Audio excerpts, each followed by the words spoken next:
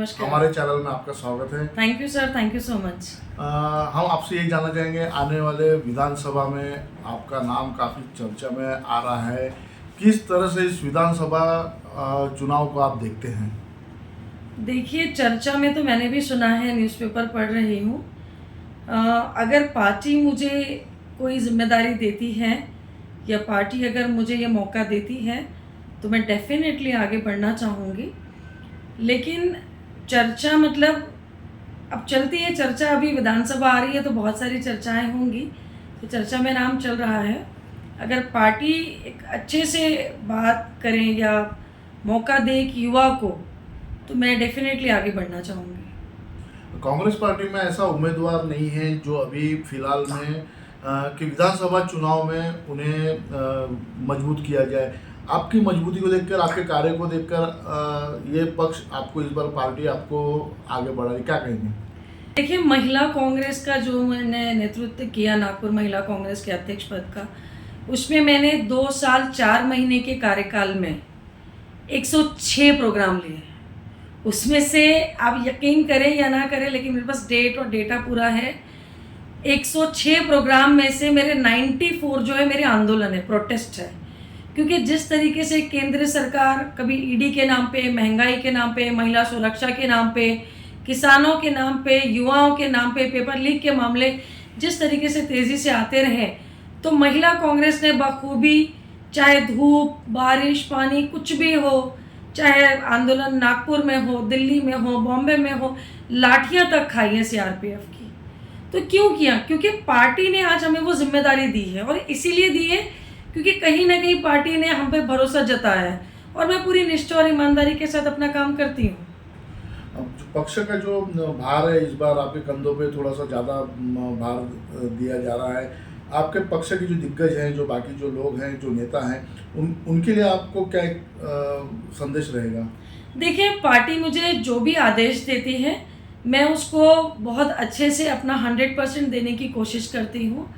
और जिस तरीके से माहौल जो अभी है कि महिलाओं को आगे चांस मिलना चाहिए, जैसे बहुत सारी चीज़ें होती हैं, महिलाएं कई जगह पे बहुत ज़्यादा कोशिश करती है लेकिन एक अच्छा प्लेटफॉर्म नहीं मिल पाता है। लेकिन मैं हमारे जो राष्ट्रीय अध्यक्ष आदरणीय मल्लिकार्जुन खड़गे जी, या मेरी महिला कांग्रेस के राष्ट्रीय अध्यक्ष अलका लांबा जी है, नाना भाऊ पटोले जी हैं, और संध्याताई सवालाखे जी जो महाराष्ट्र के अध्यक्ष हैं, उन्होंने युवाओं को तो मौका दिया। मैं नागपुर शहर की महिला कांग्रेस की पहली युवा अध्यक्ष हूँ, और माइनॉरिटी से 40 साल में पहली बार माइनॉरिटी से किसी को अध्यक्ष बनाया, तो वो सौभाग्य मुझे मिला। लेकिन कहीं ना कहीं इसके लिए मुझे बहुत जद्दोजहद करनी पड़ी, बहुत मेहनत करनी पड़ी, और मैं कभी भी अपने काम से पीछे नहीं हटूंगी। चाहे पार्टी जो भी जवाबदारी दे, मैं बखूबी निभाऊंगी उसको। आप एक महिला हैं, महिलाओं के लिए आप क्या करना चाहेंगे आगे चलकर, और क्या देखती है महिलाओं के लिए? क्योंकि महिला सशक्तिकरण, चाहे महिला सशक्तिकरण हो या फिर और कुछ अन्य उनके रोजगार के लिए कुछ रहे, क्या कहेंगे इस बारे में? देखिए, अगर मुझे पार्टी मौका देती है तो मैं आपके चैनल के माध्यम से क्लियर बता दूं कि मेरा सबसे पहला रुझान महिलाओं पे रहेगा, दूसरा बुजुर्गों पे, और तीसरा युवाओं पे। महिलाएं एक अपने अस्तित्व की लड़ाई अब तक लड़ रही है, घर से लेकर बाहर तक जहां पर वो काम करती है, हर जगह एक महिला का हर एक दिन नया संघर्ष होता है। कभी वो बेटी के रूप में संघर्ष कर रही है, कभी वो पत्नी के रूप में संघर्ष कर रही है, कभी किसी के यहाँ नौकरी कर रही है, उसका संघर्ष कर रही है, अपने हक की लड़ाई और अपनी इज्जत की लड़ाई वो लड़ रही है।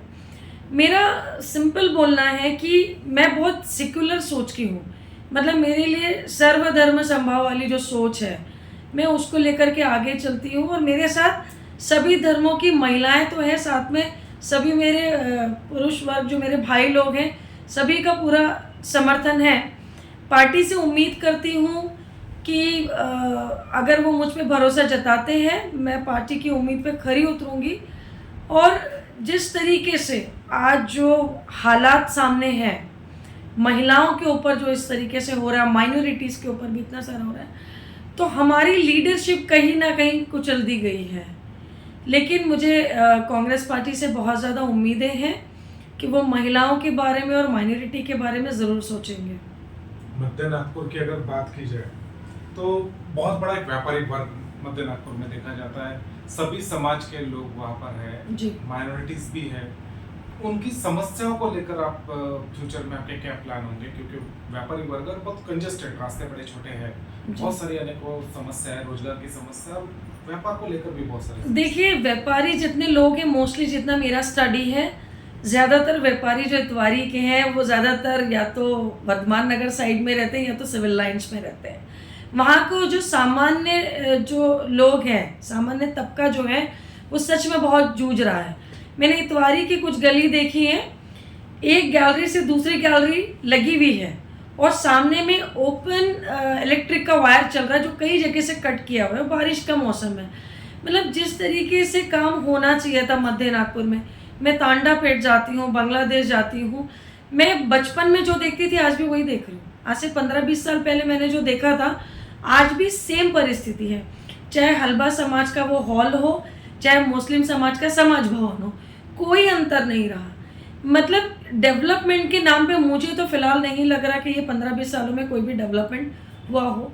तो मैं ऐसा सोचती हूँ कि अगर मुझे मौका मिलता है तो मैं डेफ़िनेटली सबसे पहले मैं महिलाओं का एक शक्ति जो होती है, उनको उनका हक दिलाने की कोशिश करूँगी रोज़गार के रूप में। और सबसे ज़्यादा मेरा पहला टारगेट है एजुकेशन की तरफ, कि क्यों हमारे यहाँ के बच्चे, स्पेशली जो गरीबी तबके के बच्चे हैं, हर गरीब माँ बाप, रिक्शे वाला हो चाहे डेली का मजदूर हो, वो भी यही चाहता है कि वो अपने बच्चे को अच्छी एजुकेशन दे, अच्छी शिक्षा दे, लेकिन वो नहीं दे पा रहा है क्योंकि शिक्षा का बजट जब हम आज़ाद भी नहीं हुए थे तब 5.2 पे था, बट इस सरकार ने इन 10 सालों में उसको 3.5 रख दिया। मतलब सीधा सिंपल है कि युवा पढ़े ही नहीं, क्योंकि पढ़ेगा तो सर इनसे सवाल तो ज़रूर करेगा, RTI भी लगाएगा।